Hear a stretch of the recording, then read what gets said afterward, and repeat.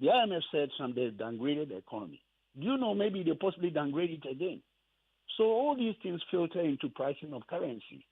So meeting people, fine, but the issue must be faced squarely. Faced squarely. Right. Squarely means that we must change the structure of the economy. Otherwise, we will go around. I said it in April. We will go around and come back. Go around and come back. Unless you produce more for the export market, you're going to have a problem. And this is where I want to bring in Professor Lord Mensah, who's also a country like us in export. So that is where we find ourselves at the moment. So meeting them, fine. Meeting them, I don't know what else you can do to talk about it, but to put relative measures, strategic measures that will help us to put it where it's supposed to be. Okay, let's bring in Professor Lord Mensah. And Doc, you'd have to hold on for me. Prof, if you're listening to us, what should be the priority as the central bank and government key stakeholders attempt to address the free fall of the cedi? So I can't hear you. Your line is. Dr. Tahini, if you could just hold on for us briefly. Let's also bring in Prof at this point. Yes, I think your voice was a bit down, but then with a little that I heard from you, you were asking of the Bank of Ghana. Yes, I'm talking about the engagement. What should be the priority as the central bank and government key stakeholders attempt to address the free fall of the cedi? Right, fantastic. So what is happening here is that if you look at the upsurge of the dollar against the cedi, clearly I can identify three different drives. One is the economic structure, which is fundamentally has to do with our production that has gone down for some time now, that is not able to, replace, the kind of exports that we do. That is one problem. The second one is the seasonal problem that we normally face when we get into the Christmas festivities. And then the last one, which is the speculative, kind of upset that people, speculate and sometimes. But then with the speculation, most of the time you can curb it by controlling the circulation of whatever commodity, i.e., I'm talking about the dollar now. So effectively, Bank of Ghana can say that they are limiting all transactions at the banking hall, possibly not to extend it even to the to the forex bureaus. So if they limit it up there, it will control, the supply. And therefore, even if there's a speculation and it turns out that people are demanding it at a particular price, they may not get it. So meeting, the stakeholders involved, which are the banks and all those, probably is going to solve or reduce the speculative drive of the cedi.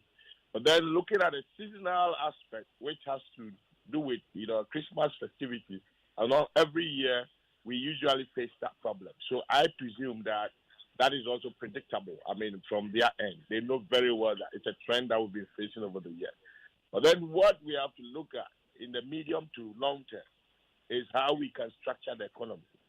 Structure the economy in such a way that at least the essentials that we consume, that we can grow in our environment, we can, produce them here to reduce the importation of them. So, for instance, if you go into agri-business and you are producing rice and you're able to cut down rice importation by 50%, it's an indirect way of supplying dollars to your market.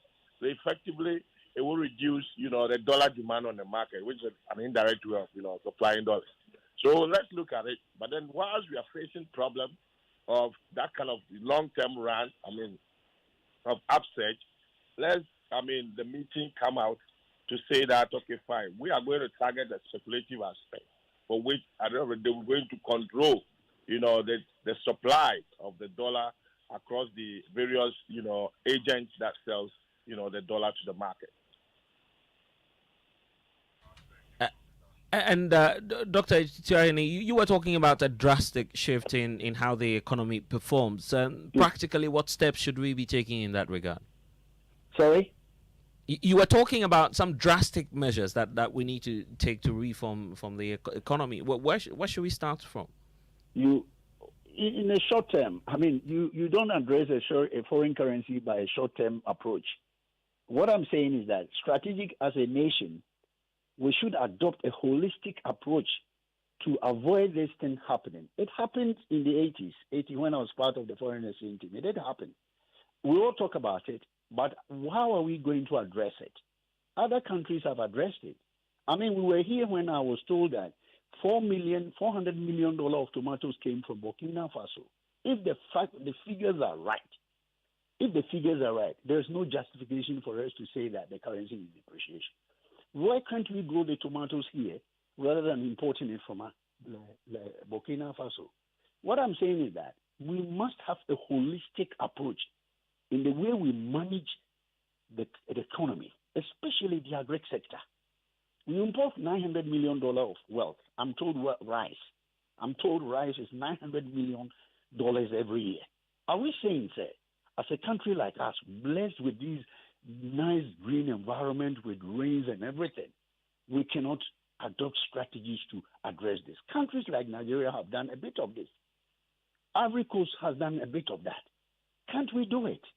I mean, for me, I'm surprised about what I hear about foreign currency. I've been following it because I've been in foreign exchange business since, I think, 1986 or thereabout. I've followed the records, and it's that when we don't put long-term measures to address it today for tomorrow, we will face this. We will go back in 5 years. I said this, I think, about 2 years ago, that we will face the same problem when the currency is depreciation. We can talk about meeting people, talking to people, but the question is that you have more demand than your supply, so the price would find its level. Simple economics, and it's finding its level because we cannot now borrow to show the currency. So we are now having a problem to even meet the supply. So for me, to meet the demand. So we have a challenge, and I believe everybody, whether they are meeting tomorrow or next week or today or tomorrow, we should be focusing on a long-term approach to our currency. Other than that, we will repeat this argument, talk about it, have meetings over it, but it's not going to address the issue that is ahead of us. And Professor Mensah, with considerations on the IMF negotiations, we need that fund, and so perhaps government would have to speed up that process, particularly the president, his final decision on the matter, correct? Yeah, I mean, well, the IMF process is just about $3 billion. I was referring to Prof. So if hello, yes, go ahead for me, Prof. Yes, you see, the IMF, funds that are coming in does not pay debt. Neither can you use to stabilize your, currency. It's funds that are coming for a purpose. I mean, it's funds that are coming in to ensure that your economy gets stable. So it's an earmarked, fund, a fund that is directed towards a particular direction in the economy. So effectively, yes, we are waiting for it, all right, but there's something that we have to do as a country.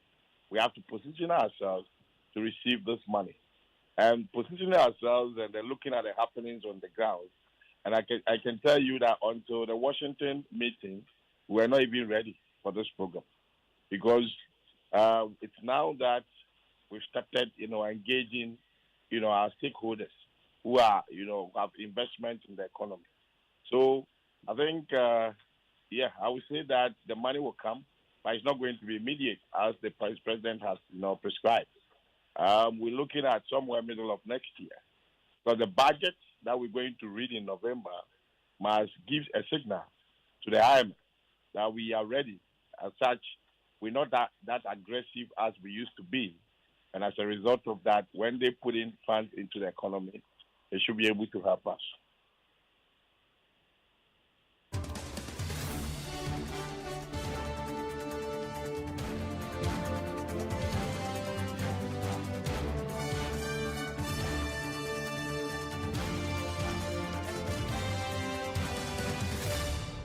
And you just had Dr. Rich Monituahine, who's a banking consultant, and also Professor Lord Mensah, who's with the University of Ghana Business School.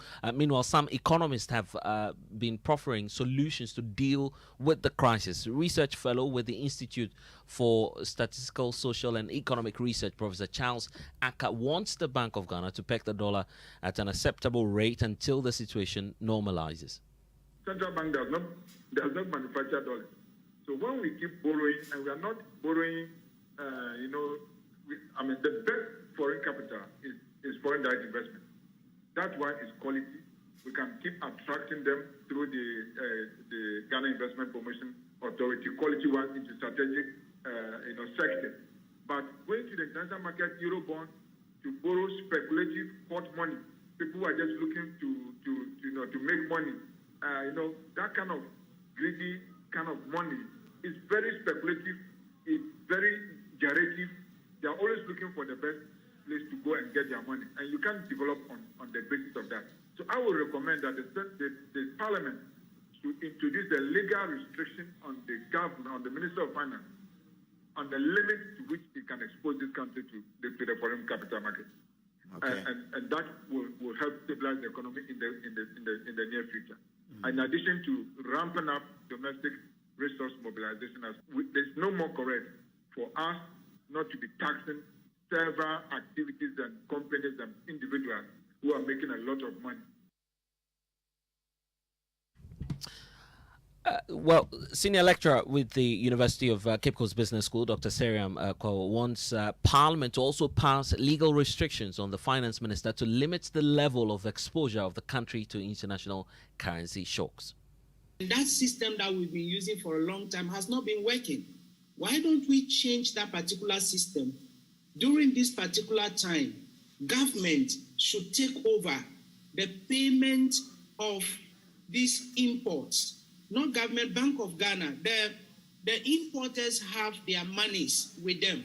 So the transfer fees and all those things are something that would affect. So Bank of Ghana, the banks that we have in Ghana, can decide that we want to keep our system working. And so we are doing these transfers for these people. The charges, we are waiving it off from this particular time. And when we fix the rate at that particular point in time, those that we are going to pay the money to, they will not have any option but to accept the rates that Bank of Ghana is paying. And that's senior lecturer with the University of Cape Coast Business School, Dr. Seriam Kwao. But could the depreciation be deliberate? Economist Dr. John Baden says it is possible. Sometimes the government let the city tax or the city depreciate, that they realize more money at the port. Especially when their kitty is dry, when they need more money or when they are in distress, they can let the city down. Because see, if the city depreciates, there's always a marginal increment in duties. I mean, the revenues increase on a daily or even by the hour. As anytime the rate changes, the next containers or next goods that must be cleared attracts a new value. And then they are realizing monies against a fixed budget. So in no time, then they would have probably had the money to take care of their fixed budget. I mean, we are on the brink. And if it continues, I'm afraid, I mean, all the social pathologies we will see. I mean, I may not carry dollars every day, but when I go to the markets, things are increasing, transport fares are increasing. So many things are increasing because of the rate of the dollar. What can government do to make sure that its citizens are not suffering as much? It's not just the prices are increasing. People's income remains unchanged. So then most households will be in disequilibrium. Mm-hmm. And when most households are in disequilibrium, I mean, the things fall apart. It's a national security concern, and I mean, it is an emergency, and something will have to be done quickest and the soonest. And so you had Dr. John Baden, who is an economist, also expressing his view there. And that's it for Top Story. Next is Newsnight. Please stay. Tell you, some things can be very painful, like hitting your toe against the corner of a table. Or a failed cash transaction because of insufficient funds. But that's where Vodafone Cash Overdraft will help you shop life regardless. Vodafone Cash Overdraft is the latest innovation that adds to your Vodafone Cash wallet when your balance is not enough to pay for your Vodafone transactions. Just dial *110#, select option 5 to opt in. Now, let's say you won't buy 50 cedis monthly data, where you get only 30 cedis for your Vodafone Cash wallet. You will get a notification saying you can access additional funds to complete your transaction. You accept the offer, done. Overdraft. Oh, say yeah. Oh, yeah. The new Vodafone Cash Overdraft service allows you to access additional funds to complete your Vodafone Cash transaction. Be it paying for your broadband subscription, buying airtime or mobile data, or even sending money. Terms and conditions apply. Vodafone. Up next, we asked some Ghanaians what they would do if they were blessed with 100,000 Ghana cedis. Hey! 100,000 Ghana cedis by this time. Masa, I will buy a new car with sunroof. Make me a shame. Me, 100,000 Ghana cedis. And on your free Hakona Vungu, maybe a shop's bare 5. Baku Kumase, Baku was Cedi, Baku Wali. It's just say, me nationwide and Kasa. We did see couple share. You can also win 100,000 Ghana cedis in the Fidelity Bank Sika Boom promo. All you have to do is deposit and maintain 300 Ghana cedis and multiples of it in your Fidelity account every month during the promo period to qualify. There's loads of cash to be won in the monthly draws with a whooping 100,000 Ghana cedis in the grand draw. Make that 300 Ghana cedi deposit today. This promo runs from August 2022 to February 2023 and is in partnership with the NLA on the Currencies Lottery platform. Terms and conditions apply. Fidelity Bank. Believe with us.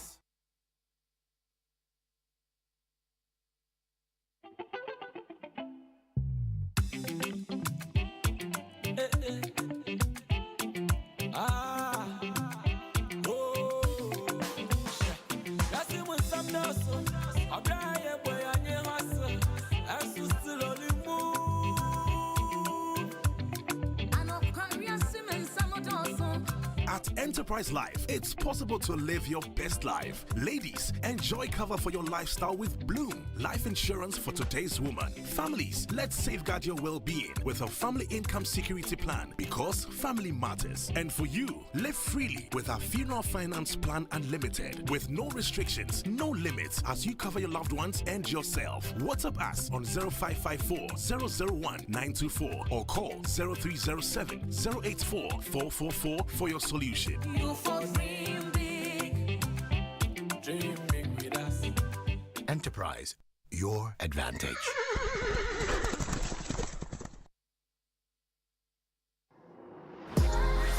Joy Entertainment has in the last couple of years been on a mission to simply grow and uphold the showbiz industry to its highest esteem. Join us on one of our mission projects, Showbiz Roundtable, a tough leadership forum that will take a deeper look into various aspects of Ghana's showbiz and tourism industry for national progress. Showbiz Roundtable is billed for the 29th of October 2022 at the plush Labadi Beach Hotel in Accra at 2 p.m. The theme for this tough leadership forum is music business and tourism, and will feature insights from some of the industry's most knowledgeable resource persons, and hosted by George Quay. It will be live on Joy 99.7 FM, Joy Prime, and all our Joy Entertainment social media handles, and supported by the Labadi Beach Hotel. Showbiz Roundtable is powered by Joy Entertainment. Joy Entertainment, we are large and in charge.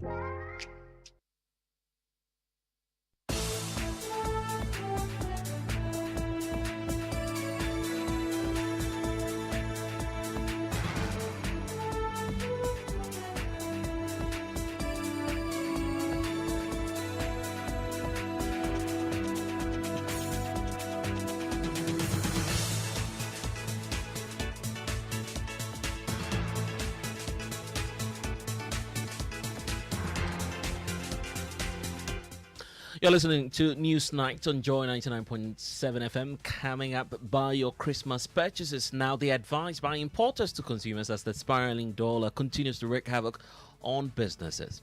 So if you're out there and think you want to go and buy your Christmas rice, please do it now. Do it today, tomorrow. Because anyone who go to the port today, tomorrow and clear cargo with this new implementation, we will see price going up.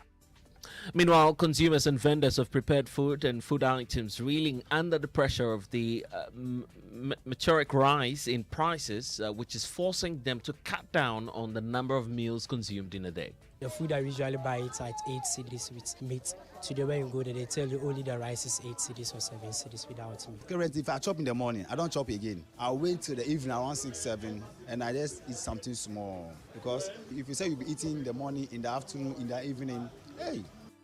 And we'll hear from the Trades Minister, who's appealing to traders and businessmen to keep hope alive as government works to address the situation. We hope to be able to overcome the challenges that confront our economy, because we have to work together in finding solutions to the challenges. Also tonight, owners of excavators handed 7 days to register vehicles with relevant assemblies or risk losing them as government moves Galamsey fight into a new phase. We have details. Meanwhile, NATMO set to enforce directive asking residents in the Asante Achim Central to move from their homes as illegal mining has rendered homes literally hanging by a thread. You know, this lady who died this morning, she's not beneficiary of the mining, but she has died. We'll tell you more as residents are unhappy in the wake of the death of a 26-year-old woman as they believe will be alive if not for illegal mining. Also tonight, embattled Acting Director General of the Ghana Education Service, Dr. Eric Nkansa, reiterates his resolve to work with all stakeholders despite their opposition to his appointment. More as the minority in Parliament backs teacher unions' call for his rescission. It came to many in the sector as a surprise, but not as a shock. Because the argument has been made by the teacher unions, rightly so, that up until his appointment, he had only taught briefly, not even a full-time capacity. And in business, Bank of Ghana advised to properly regulate activities of financial technology companies dealing in the businesses of remittances to check Cedi depreciation. We'll hear from an economist with the University of Ghana. Has been speaking, and he's optimistic about his team's ability to retain informed striker Efri Abani.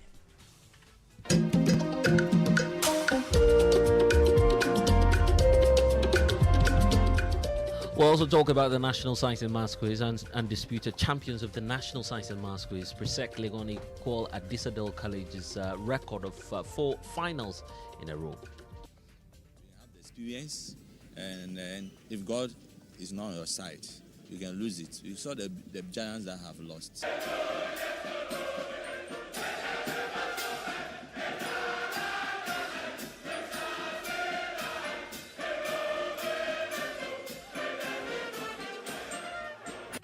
We'll tell you how the 18 years NSMQ coaching experience of the school's coordinator, support of old students and more are helping to write the school's name in NSMQ history books.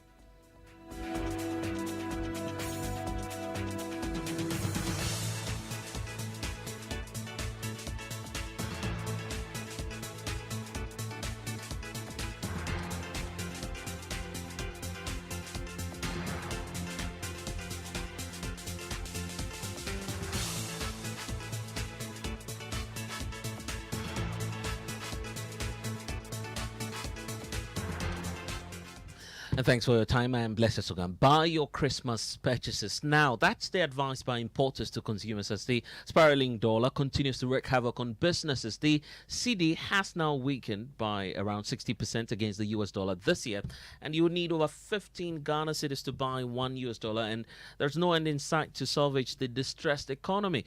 The effect is impacting on prices of goods and services, which keeps increasing by the day. The Importers and Exporters Association say government has nicodemously increased the cost of doing business, and importers are having to pay more for duty, hence the increase in prices. Samson Asakia Wingobit is executive director for the group. Someone who used to bring the old chicken used to pay it to us 0.56 suddenly you move to 0.85. You've increased it. Someone who used to bring polyester lining material where he used to pay 0.150, now you move the pen to 0.200. Point is, what did the business community do to this government? Have they done anything criminal? Have they done anything more than people who are doing the galamsey? That the government cannot take your strength there, but you only have your strength at the port. This Christmas, business community will have no choice than to continue increasing the prices. So if you're out there and you think you want to go and buy your Christmas rice, please do it now, do it today, tomorrow. Because anyone who go to the port today, tomorrow and clear cargo with this new implementation, we will see price going up, and it has to go up. It's not the make of the business community. So guess what? As Executive Secretary of the Importers and Exporters Association of Ghana, I have to come and educate the public that the same government that says I want to do something for the business community have asked custom to increase the rate at which we are doing businesses at the port. So that's Samson Asakia Wingobit, Executive Secretary for the Importers and Exporters Association. Fortunately, he's joining us on the telephone lines now. Thanks for your time. Just clarify your position for us. What exactly are your concerns as a group? Well, thank you very much. As of last week, Wednesday and Thursday wasn't good for Ghana because we wake up in the morning to see that our major market was closed down. And one of the major reason was the cost of doing businesses, the exchange rate, the inflation rate, and the interest of borrowing in this country. Then, of course, the VAT Amendment Act that custom GRA were using in harassing the business community in this country. Then, of course, we raised the issues in regards to the customs duty indexing rate that moved from 7.2 to 9.5 to 9.6. Then last week, it moved whooping amount from 9.6 to 10.7. Whilst you remember, the Deputy Minister of Trade came out clearly in the media to state categorically that government was doing its possible best to, at least for the purpose of this Christmas, will give us a flat rate, a fixed rate for that matter that will run for 3 months. At least we think that could bring a relief to the business community. That could also bring a relief by extension to the final consumer. Now, you remember on Friday, that very last week Friday, there was a meeting between the Ghana Union of Traders and the Gamanche. Then from there, His Excellency the President of the Republic of Ghana also invited the leadership. And in that discussion, the President made it clear that he was awaiting the Finance Minister to return from the IMF bailout meeting in New York, so that at least they will be able to meet today or tomorrow. Then government can come out with certain relief to the business community. Of course, from the part of community, we know that the weekly interchange rate happens or starts from every Tuesday. So for that matter, as of last week when it was 10.7, we are looking forward to see whether if tomorrow we will have a good news from the government as well. The rate will stay at the 10.7, and that will run for the next 3 months for us. So at least we can give recipe to consumers this Christmas period. Little do we know that we wake up this morning, Monday, for custom to implement certain revised list on the ICOM system. What it means, the explanation that I gave you this evening is that if those who used to bring, let me take product like a day-old chicks, where those import day-old chicks to feed to our local our local poultry farmers, you used to pay per kilogram of 0.80. Now, with that 0.80, custom will give you 30% on it. It comes to 0.56. Today, what I saw in the system, the custom have increased to 0.80, which we used to attract 30% for you to pay 0.56 to 0.87. Then the 30% discounting that is supposed to affect is not there. They've taken it away. So it means that you are going to pay 0.87 times the number of quantities that you brought. If you pick commodity like frozen food, they used to chicken legs quarter, which used to attract 0.80. When you subtract 30% from it, it comes to a lower figure than the calculated duty. So you pick a chicken leg quarter, between last week till today, you will see someone will pay 85,000 per container. With what we saw today, the 0.80 will no longer attract 30%. So if we should calculate it per a container which has maybe 27 kg or 25 kg, depending on what kg you brought on your reefer container, you will end up paying 140,000. So you can imagine if the person goes to pay for just chicken lockota, that's a cheap commodity, 140,000. Assuming tomorrow morning, that is the rate that what the implementation that we are seeing today. That is the amount that one will be paying to clear a container. Then of course, my brother, won't I tell you that if you have to buy for Christmas, do it today tonight. If you are waiting for tomorrow for the rate to take in, which we are anticipating very seriously, that there will be a rate of 12.70 tomorrow. As we speak now, the rate will move from 10.7 tomorrow to 12.7. So if it's going to go to 12 from 10.7 to 12.7, then where is the government flat rate that the deputy minister came to announce us? So you see, the government will increase the rate of indexing of using to calculate the duty. Then again, they've also increased the base rate, which you to attract the 30% benchmark value discount. So make it things cost unbearable for the business community. Is this what you suspect? Maybe accounting for a sharp rise in some goods. For instance, you talk about cooking oil over the weekend. We saw a sharp rise jump in the figures. We understand that the gallon is now selling for 1,000 Ghana cedis. Is that what you suspect could be happening? Good. So that also has to do with the domestic exchange rate. That is to say that I have cleared the cargo with this high rate at the port. I get to the market, I have to purchase the price so that at least if I'm making my sales, I will be able to go and buy the dollar to go back and bring another goods. So I cannot underprice. If I underprice and the dollar rate is going, $1 is going for 16 cedis as it is being circulated or speculated or reported all worldwide today, then it means that I cannot price my price less than 16 cedis. So it means a price will have to go like 17 cedis plus or minus. So if tomorrow the rate does not move from 16 to 17, then I can be in business. I'll be able to buy. I recall the Deputy Trade Minister indicating that some plans were underway to try and cap the exchange rate at the port to make trading easier for you. Yes. So if government has a plan to cut the cost of doing business at the port, why would government implement this policy today, knowing that tomorrow morning the rate will be moving from 10.7 to 12.7, assuming without admitting. Let's say tomorrow morning the government says, okay, I will still maintain your 10.7 for you. But the government has increased the base rate. Something that used to attract a discount is no longer going to be attract a discount. And not just that, it is not going to attract. There are some items that you clearly see that from 0.1035, it has moved to 0.200. So you can see there have been some increment in other areas. There have been an increment. So you have increased, you've taken the discount away, then the index rate is high. There's no way, my brother, let me put it clearly to your network. There's no way that tomorrow morning we will wake up to go to the port and the customs duty rate that they are using, the index rate will stay at 10.7. It's going to move to 12.7. And so you see how you have increased here, left, you have increased right. So we are at the fix.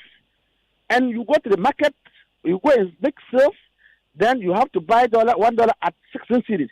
So we look at the dollar prevailing rate, then we make price or minus.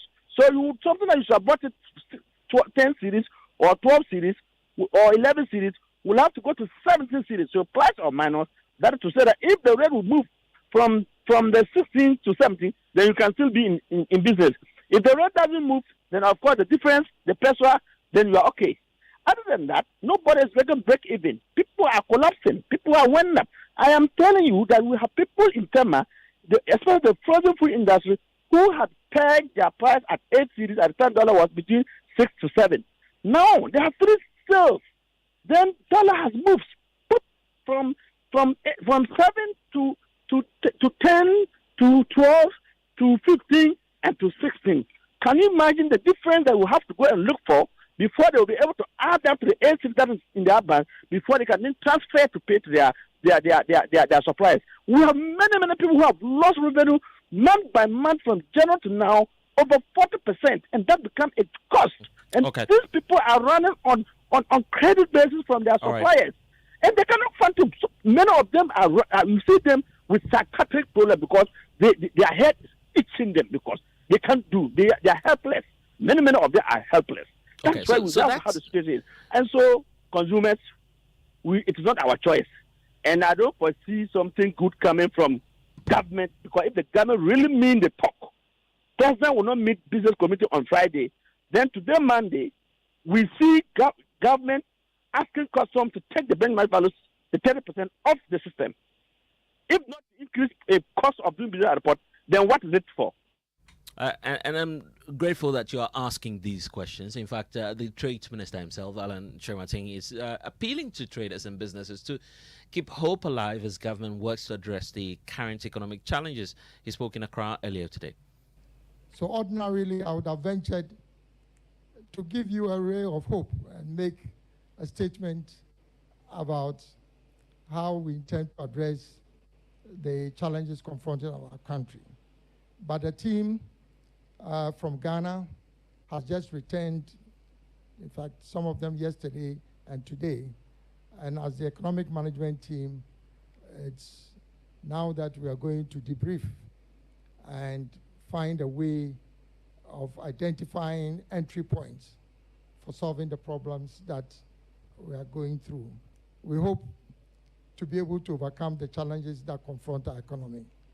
I say this because we have to work together in finding solutions to the challenges. This is not a matter for politics. If you have inflation soaring the way it is now, the depreciation of the Cedi, it goes beyond politics. It affects our families, it affects our businesses, and I believe that it makes a strong case for us, for once, to go beyond politics and think as a nation. So that's Trade Minister Alan Kojo Shermating. Earlier you heard from the Executive Secretary for the Importers and Exporters, Samson Asaki Awingobit. Meanwhile, some consumers of prepared food have cut down on one of their daily meals as prices of foods and services have shot up astronomically. Some traders who also spoke to John News said it is becoming impossible for them to sell their products as taxes on these items keep increasing with corresponding increase in the dollar rate. Hannah Odami has more in this report. Gentlemen who had just finished consuming their breakfast of banku and soup when the news team got to the chop bar stated how they have been very tactful with the amounts they spend on food daily. Currently, if I chop in the morning, I don't chop again. I'll wait till the evening around 6, 7, and I just eat something small. Because the way things are going, if you say you'll be eating in the morning, in the afternoon, in the evening, hey, you can't even pay your rent. So currently, if I eat in the morning, I don't take in anything.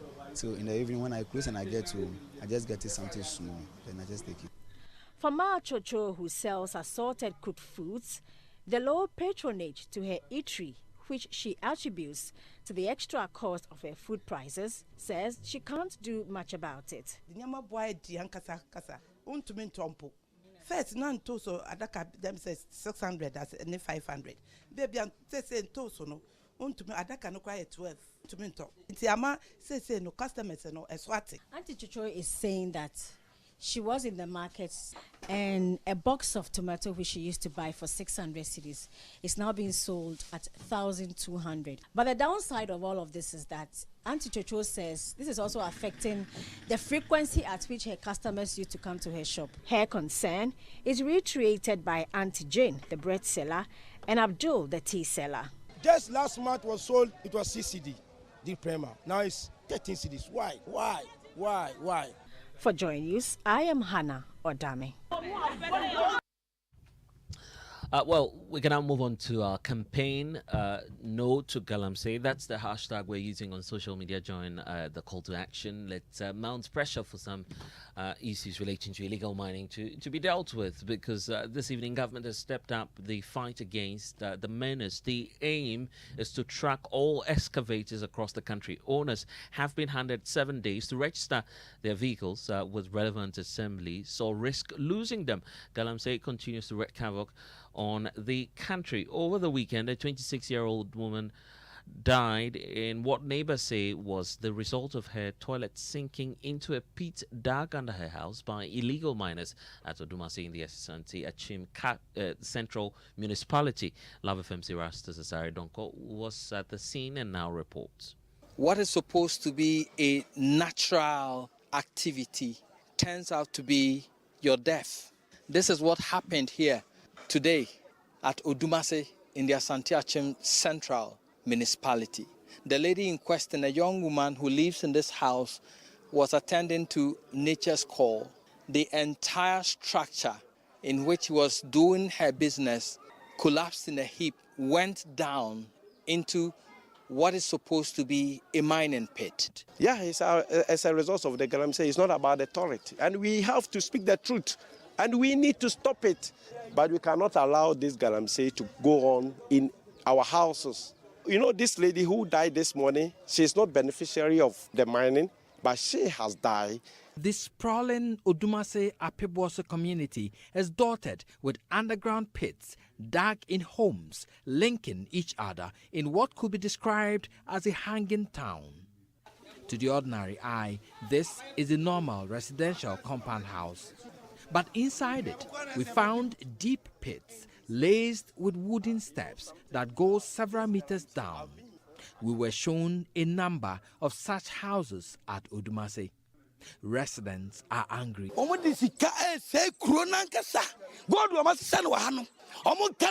Police sources say they've heard of the pits and mining in residential facilities, but cannot barge into private homes without a warrant. Well, so that's the latest from Lava Films, the Rasta Sasari Donko. Well, we also do understand that the Assembly has, on quite a number of occasions, issued evacuation notices for residents, just to ensure that they are safe. But still on illegal mining, the Attorney General's office says it has successfully found all documents that it intends to rely on in its prosecution of Aisha Huang. She is standing trial for her alleged role in illegal mining activities in the Ashanti region. The AG on the 11th of October told the court it was ready for the trial and will disclose all evidence to be used. It is, however, emerging in court today that the documents had not been submitted. The AG's office says it has been able to provide the documents. Court correspondent Joseph Akable has more. The court was informed on Monday that the Attorney General had not submitted the documents. Deputy AG Alfred Yeboah said his officers were at the registry filing the documents. This explanation did not sit well with lawyer for Aisha Huang in Krabia Efadate. He urged the court to grant his client's bail yet again. The court, however, turned down the request. Justice Lydia Mafu explained that the circumstances that led her to decline an earlier request for bail had not changed. She also took notice of the fact that the Chinese interpreter needed for proceedings was also absent. She therefore adjourned proceedings to November 2, 2022, directing Attorney General to ensure that the documents are made available to enable case management and pre-trial conference to take place. Deputy AG Alfred Yeboah told pressmen the delay was only as a result of his office being diligent. We have complied with it, but it wasn't within time, as I told the court. As we speak, it's been done.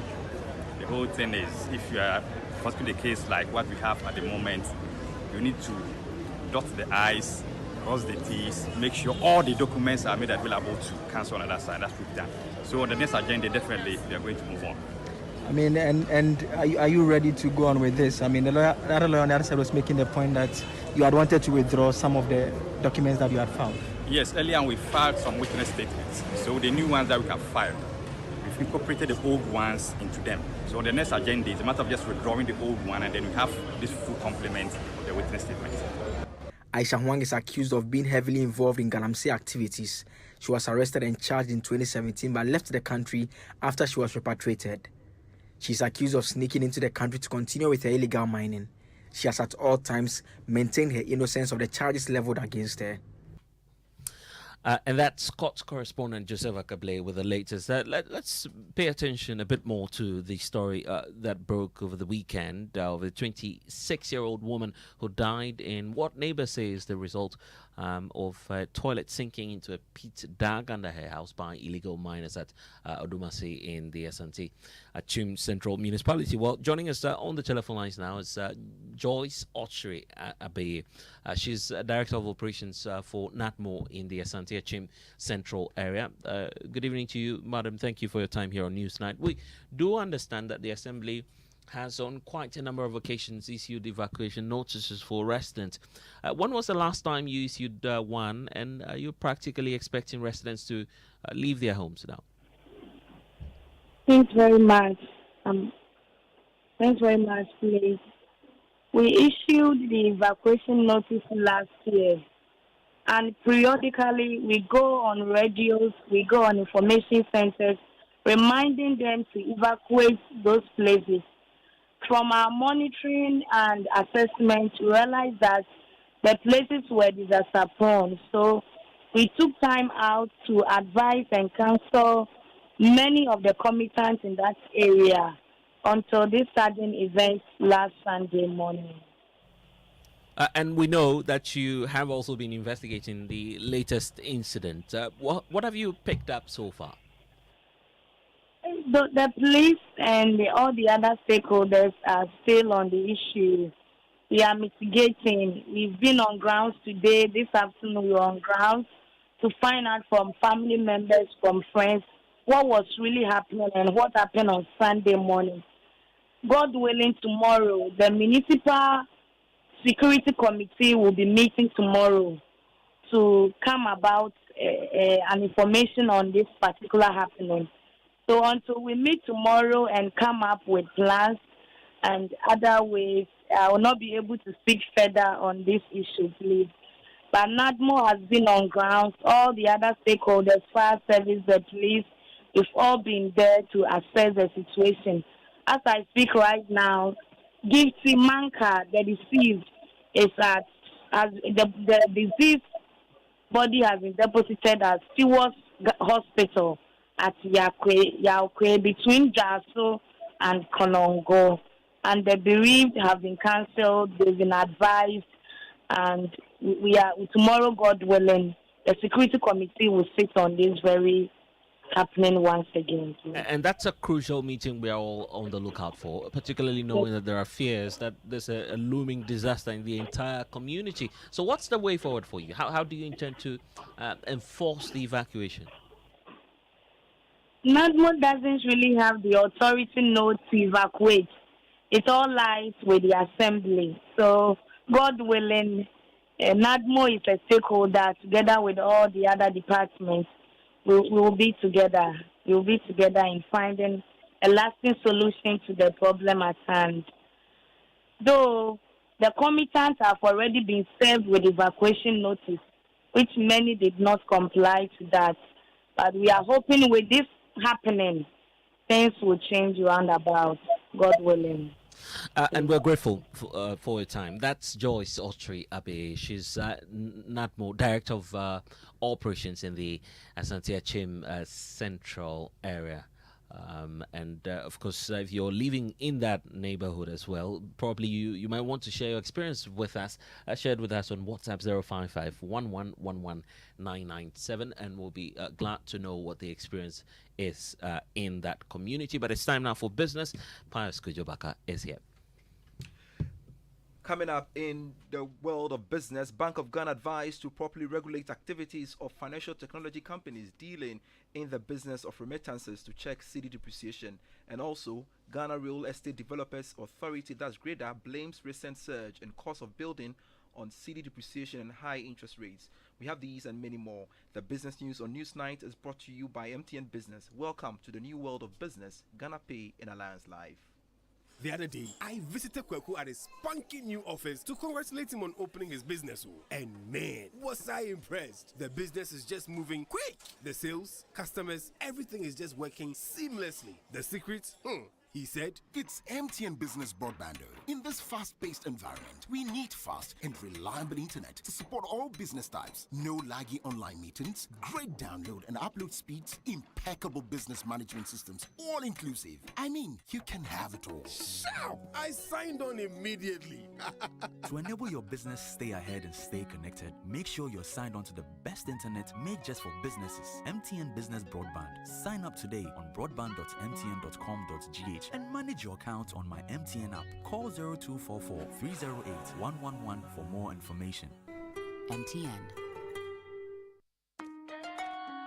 Son, we are so proud of you for setting up this hospital. I really love those hospital beds and waiting chairs. By the way, did you import them? No, Dad, I didn't. I actually got them from Kindle Books and Stationery right here in Ghana. Wow. We also bought our office supplies, safes, executive desks and chairs from Kingdom, and they gave us expert advice on how to set up our office. Guys, that makes 3 of us. I also got our sofa and bedroom sets, plus our dining hall furniture for our new home from Kingdom. Wow, Mom, that makes 4 of us. I usually get my stationery items from Kingdom, and my teacher also mentioned that our classroom furniture was provided by Kingdom. So there you have it. Whenever you're thinking about setting up an office or acquiring furniture for your home, etc., Kingdom Books and Stationery should be your first point of call. With over 40 years experience in the industry, we stock and supply a wide variety of globally sourced office and home furniture, stationery and equipment. Visit our head office, Osu Akwaje, or our office near the Osu Stadium. We're also in Tema Community 1, opposite Olam SHS, Kumasi KNUST campus, UCC Cape Coast, and now at the Marina Mall, Airport City. Or call us 0302 764101, 764209, or 762792. Visit our website www.kingdomgh.com. Allianz Insurance since 1890. At Allianz Life Ghana, we have a wide range of life insurance packages to suit all pockets, from individuals, groups, associations, and businesses. We cover your employees, your funerals, pensions, children's education, and your future. Call us on 0302 267 892 or visit our website www.allianz-gh.com for more inquiries. Allianz Life. We secure your future.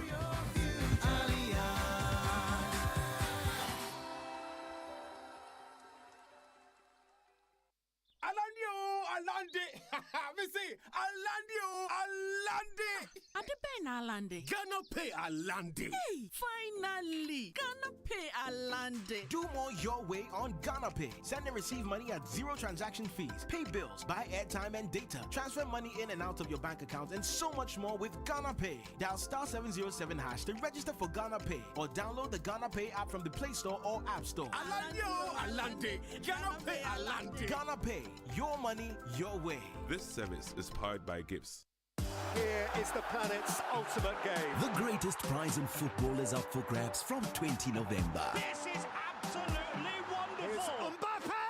Oh my word! Ronaldo with the shot. Oh, it's gone in! Messi! Oh my God! Sadio Mane! A goal by the African Footballer of the Year. Experience every minute of all 64 matches of the FIFA World Cup Qatar 2022 live on SuperSport, only on DSTV.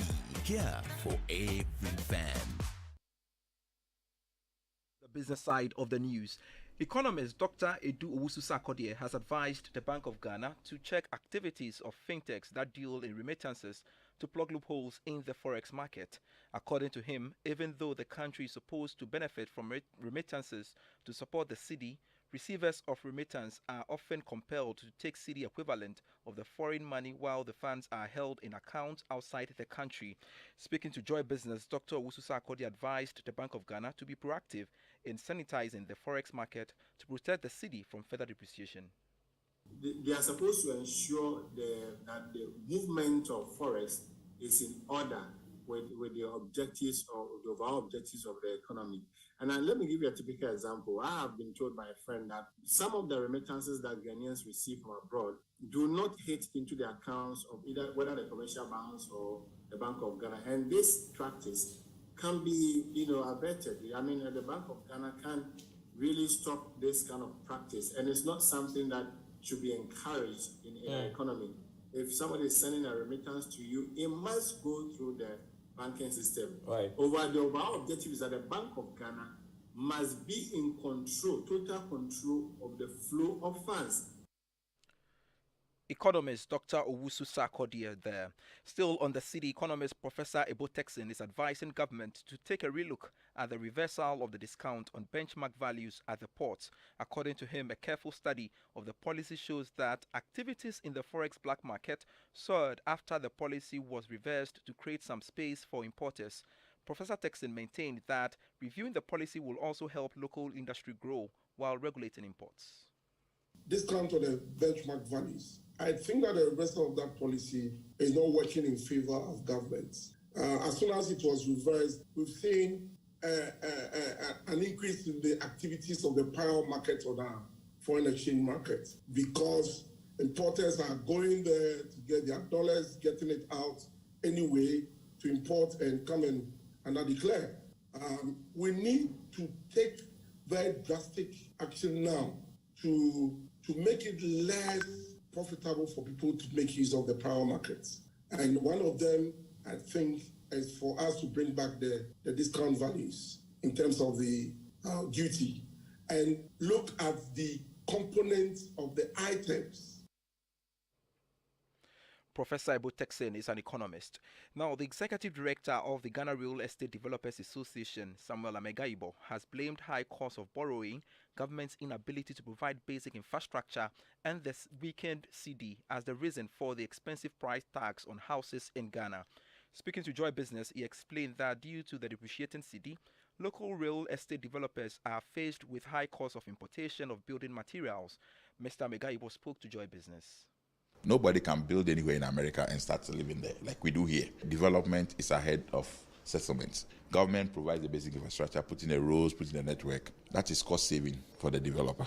Now, in this country, what do you produce? So if I'm building 2-bedroom house in Ghana and somebody is building 2-bedroom house in America, he is buying his products within America at a very low price. But I am going to America to pay the same amount that my American competitor developer is paying. Then I pay duty and shipping cost to bring my costs down. So are we on the same level? The American is borrowing at 2%. Maximum case scenario, 5%. I am borrowing in Ghana at 30%. Are we on the same scale? Samuel Amegaibo is the executive director of GREDA. Now, 68% of chief executive officers sampled by accounting and auditing firm KPMG believe a global recession will happen over the next 12 months. However, 58% feel it will be mild and short, whilst 76% have plans in place to deal with it. Now, the phenomenon is likely to have an effect on sub-Saharan African countries, including Ghana, which is seeking for an IMF bailout. The following report has more. In its 2022 CEO Outlook, KPMG said the CEOs are however ready and prepared to weather the current geopolitical and economic challenges while still anticipating long-term global growth. Also, the report said geopolitical uncertainties will likely continue to impact strategies, with 81% of CEOs adjusting or planning to adjust their risk management procedures. But in spite of short-term recession fears, the increased confidence CEOs have for the longer term indicates they feel well prepared to navigate their businesses through turbulent times. When asked about their confidence in the resilience of global economy over the next 6 months, 73% still had a positive outlook, up 13% points from February 2022. The report said the COVID-19 pandemic fatigue and economic factors, including the threat of rising interest rates and inflation, top the list of most pressing concerns for CEOs today at 15% and 14% respectively. Operational, regulatory, and reputational concerns also jumped into the top 5. And that's all in this package by way of business on Newsnight. Back to you, Blessed. For Pius for the latest in the world of business. Embattled Acting Director General of the Ghana Education Service, Dr. Eric Nkansa, has expressed his resolve to work with all stakeholders despite the opposition to his appointment. Only last week, the major teacher unions kicked against the appointment and asked President Akufo-Addo to revoke his appointment. Listen to NAGRAT President Angel Kabono speaking last week. The development that annoyed and surprised all of us, that a new Director General is being appointed to the Ghana Education Service. The authority to appoint Director General is the President of the land. Unfortunately, contrary to what the teacher unions indicated, that we want a director general who is a professional teacher, who have passed through the mill, who can bring his knowledge, skills, and influence to bear on the activities of teachers and non-teachers in the Ghana Education Service. Contrary to that, the gentleman who was appointed yesterday is not a teacher. He is a banking officer who was a special assistant in the office of the minister. We are calling on the president to rescind this decision that the gentleman who is appointed is not qualified by any standard to be the Director General of the Ghana Education Service. Well, the minority in Parliament has waded into the controversy surrounding the appointment of Dr. Eric Nkansa. Addressing a news conference earlier today, Deputy Ranking Member on the Education Committee, Dr. Clement Apak, said the teacher unions are right in opposing the appointment. It came to many in the sector as a surprise, but not as a shock. Because the argument has been made by the teacher unions, rightly so, that up until his appointment, he had only taught briefly, not even a full-time capacity, but that by training, he's a banker. And that he had been deployed to the minister's office in 2021 as one of his senior aides. So clearly the teacher unions had a problem where you take away a man who, quote unquote, rose through the ranks, is a professional, is an academic, has taught in the classroom before, and had actually earned his due. And you replace him with somebody who has also earned his due, but in a different area of expertise. And so that is why the teacher unions are opposed to this appointment, not because it is Dr. Eric Nkansa, but it is because of the background that he's bringing to the table and how they feel that they also want one of their own who has risen through the ranks, somebody who understands what it means, the challenges that you face. And they are right. I mean, there are reasons why we have different professionals. There are reasons why we have lawyers, we have teachers, we have medical doctors, we have engineers. And so every profession tries to groom and grow their own to eventually become the person at the apex. So when you bring somebody who doesn't have that requisite background or doesn't meet their standard, it also affects morale. Well, the minority also alleged that claims by the presidency that former GES boss Professor Opoku Amankwa was sacked because his skills were no longer required are false. They say the dismissal of Professor Amankwa is due to the frosty relationship between him and the Education Minister, Dr. Educhum.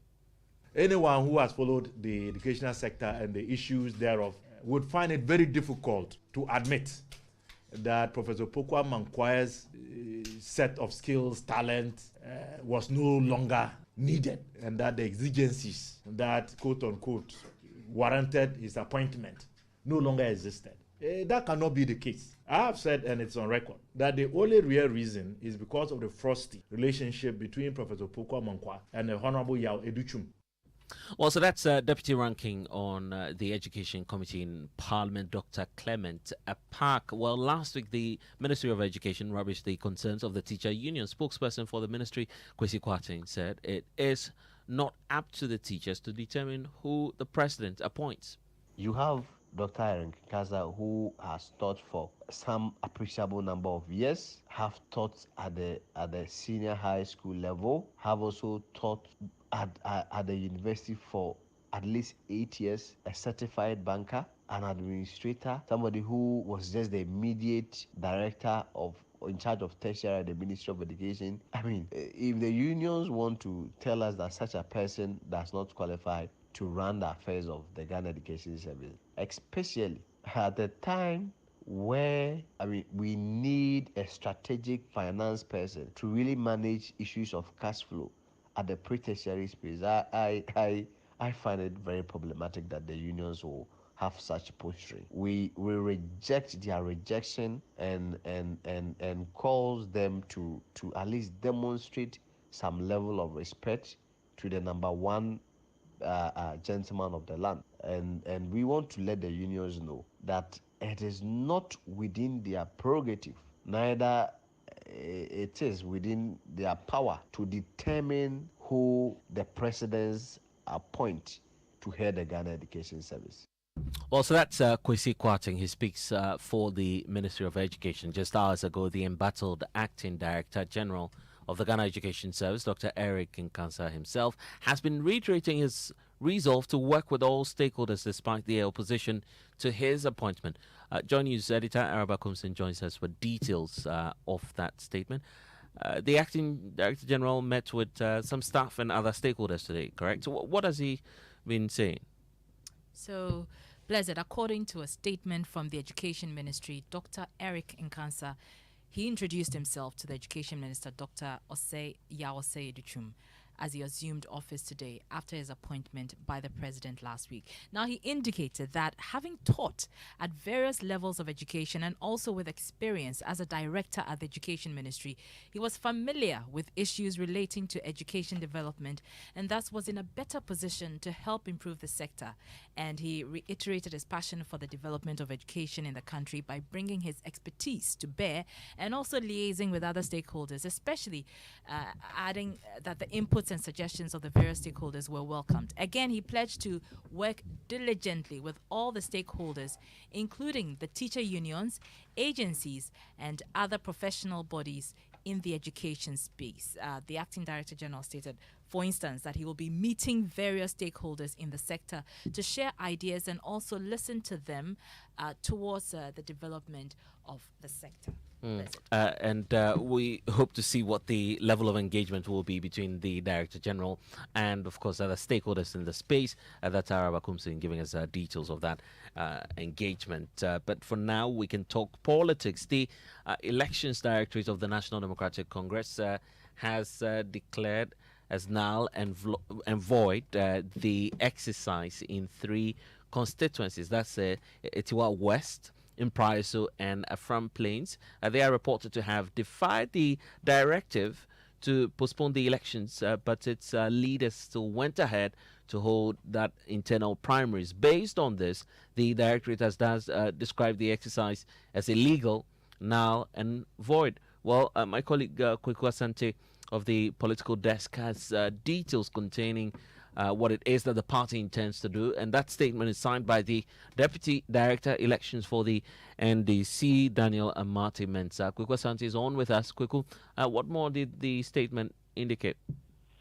So the statement says that the constituencies are Etiwa West, Impriso, Afram Plains South. Blessed, our understanding is that these constituencies, there may be a number of them which held the election despite the clear directive from the National Party not to hold the election. The party says that they want to place on record that the said-supported election in these constituencies are illegal and hence null and void. And the party will not recognize those elections and their outcome.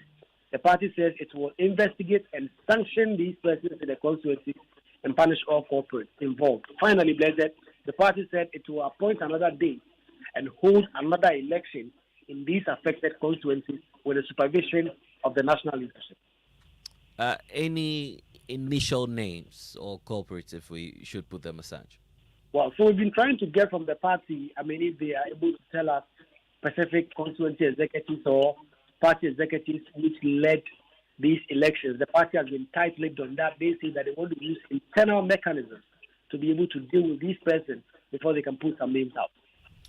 Kweku Asante, I'm grateful. Tonight, trustees of the National Cathedral are also making a passionate appeal to donors to keep the donations coming through. For months now, the economic situation has worsened, drying up individuals' funds, and for a monumental construction that is largely dependent on donor support. The question is, are people still willing to donate towards the initiative? Well, the Secretariat overseeing the construction of the cathedral says, although times are hard, it believes individuals will donate to the cause. Here's member of the Board of Trustees, Dr. Joyce I, who addressed the news conference earlier today. Human beings are so resilient. I am 76. I have lived through worse economic times in our country, and therefore I know that economic times are as transient as, let's say, the seasons of life. The second point is that God has a way of touching our lives in ways that sometimes we don't understand. I mean, we're still going to church, aren't we? And we're still making donations, aren't we? The times are difficult. And that's what gives me hope that never mind how difficult times are, some people will willingly support. And that's what we're looking for. We're looking for willingness. We're not looking to pressurize anybody. And that's the member of Board of Trustees, Dr. Joyce I. And of course, we need to take you back to politics a bit because despite pockets of challenges that actually characterize the constituency elections in the Ashanti region, delegates stayed alert in eagerness to cast their ballots. Former Ashanti Regional Deputy Minister in the Mahama administration, Joseph Yamin, says the posture of delegates is indicative of the quest to succeed in the 2024 elections. There's more in this report for you. The NDC constituency election in the Ashanti region was held for 2 days on Saturday and Sunday. 2 constituencies out of 47, Swame and Menchia South, had issues with their album and injuncted election. Delayed and insufficient ballot papers are challenges that affected polling in some constituencies. Notwithstanding, delegates stayed awake throughout the day and night to cast their ballot and to witness collation. In Asawansi constituency, the atmosphere was calm as delegates exercised their franchise with enthusiasm. Member of Parliament for the area, Muntaka Mohammed, says additional polling centers were created to fast-track the process. It's been very smooth. I mean, we thank all the delegates, the Electoral Commission, the police, and everyone who has made it possible for this process to start very smoothly. You can see the voting is going on well. We've created 3 polling stations, so just to make it fast because we have over 2,000 delegates. The unopposed Inshaiso constituency chairman, Ernest Afayam, says the high voter turnout was as a result of current economic hardship. He entreats party folks to be of good behavior to win more votes for the party. If the good people of Inshaiso have honored me by letting me go unopposed, it means that they've seen something in me that they haven't seen in others.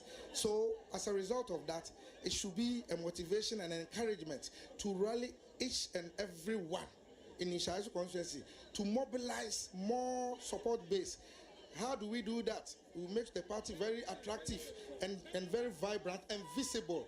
In that respect, people will resonate with us and we will get there.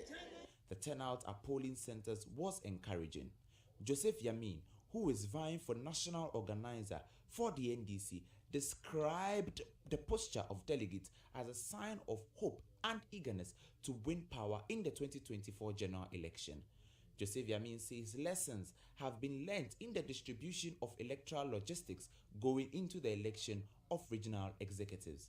I think it's a free process. The atmosphere was very conducive. The party exhibited electoral knowledge because we are not seeing much of rejected votes, which means that our people are understanding the voting process, and that's a good sign for us. And the participation of the people, as you can see, they are still awake, wanting to know the outcome of the elections. It started very early in the morning, and they are still here, which means that the people are eager from today to the 2024 election.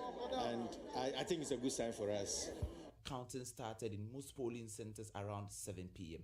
amidst professional security conduct. Though polling centers were a bit dark for the process, counting of ballots was under a calm and peaceful atmosphere. The Ashanti Regional Communications Director of the NDC, Abbas Nuruddin, says the absence of vigilantism at the polling center was commendable. He applauded party folks for respecting the rule of law. So far, the process has been very peaceful. There were no activities of vigilante activities. There were no issues with vigilantism because it was the mainstream state security that took charge. The Electoral Commission has also done a very good job. So I think I would commend Ashanti Region NDC for having conducted this election in a very civilized, in a very calm, in a very transparent manner. Well, so that's a wrap of how the event unfolded within the National Democratic Congress. Let's check out what's happening in sports. Musbah is here. Musbah? Yeah, Blessed. Well, the board chairman of Accra Heart of Oak to wear for the 14th, he has been speaking and even talking about one of their very informed players, Free Abania, and he's very optimistic that the player will be able to, extend his contract, which expires December. And remember, Free Abania was part of the team that traveled all the way to Mozambique to ensure they get an important away win over Mozambique there. 2-1. The Black Meteors were able to secure there. Free Abania himself managed to score a brace in that game.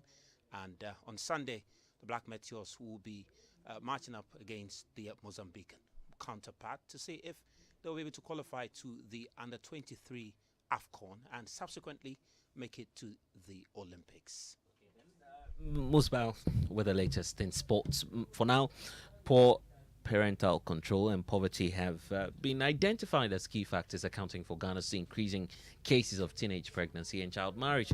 The challenges are impeding the ability of the girl child to attain her full potential, largely in formal education. To end the problem, government introduced a 5-year strategic plan to retain the girl child in school with or without pregnancy. The journey has, however, not been easy for girls in such situations. In the second part of a Joy News latest hotline documentary dubbed Girls School Pregnancy, we'll hear the story of some adolescent mothers and education officials on interventions being deployed to make life easy in school for them. The second part of the documentary actually airs at 8:30 p.m. But here's what you need to expect. 18-year-old Dorcas Ejiwa was in class 6 when she was impregnated by her boyfriend, 26-year-old Foley Onassis. Her mother, 38-year-old Doris, is shattered at how life has turned out for her daughter. Sister, I wanted Dorcas, my daughter, to become like you. I wanted people to see her on TV one day and say, that's Dorcas. I wanted Dorcas to be educated to become a better person than me. Until that time when she makes enough to cater for her school needs, Dorcas says she would continue to sell and do many other jobs just to get by. I come to support her so I can get money to support myself, a baby and my husband.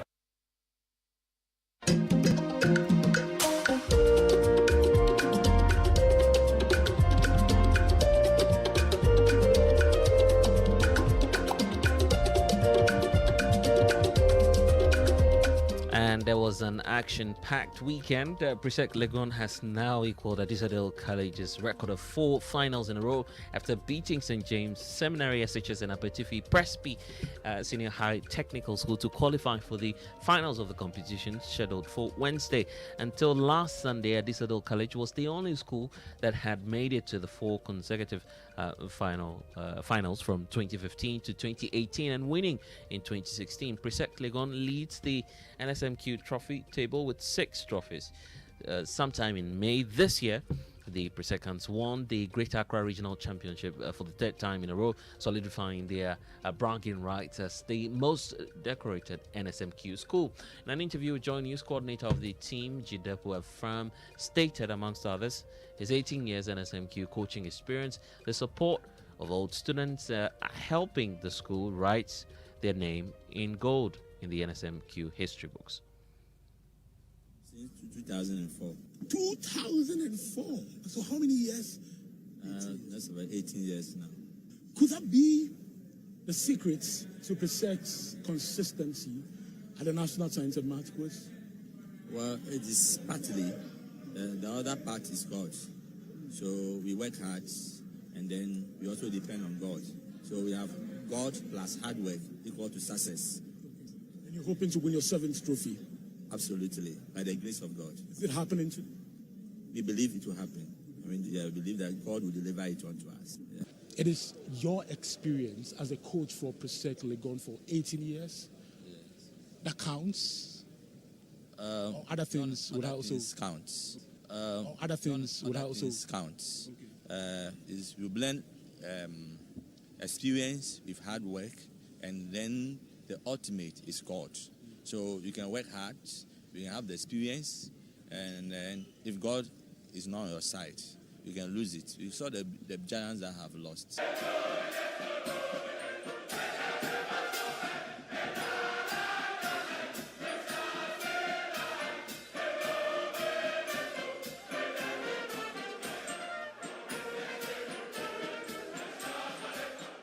Yeah, indeed, that's the excitement that you missed if you were not on the Joy News channel. But let's get more from Maxwell Agbagba, who's joining us live. Maxwell, we are all looking up to the finals on Wednesday. Yes, yes, Blessed. Serious preparations are underway for the finals, which will feature Presec-Legon, Prempeh College, and Adisado College. I've seen the technical team and the organizers of the quiz, Primetime Limited, moving the equipment. I'm talking about cameras, I'm talking about the stage, and everything they will need for the finals on Wednesday to the Great Hall of the Kwame Nkrumah University of Science and Technology. For the contestants, it's final preparation and studies. A number of old students have been visiting their teams to donate whatever they think can help them, win. The common denominator for the conversation here at Kumasi and among many NSNQ fans is whether Prempeh College will win it for the sixth time and equal Presec's record, or will Adisado College rise to the occasion once again and ruin the party for the two schools. It is important to note that Prempeh College continues to enjoy the support of the whole Ashanti region.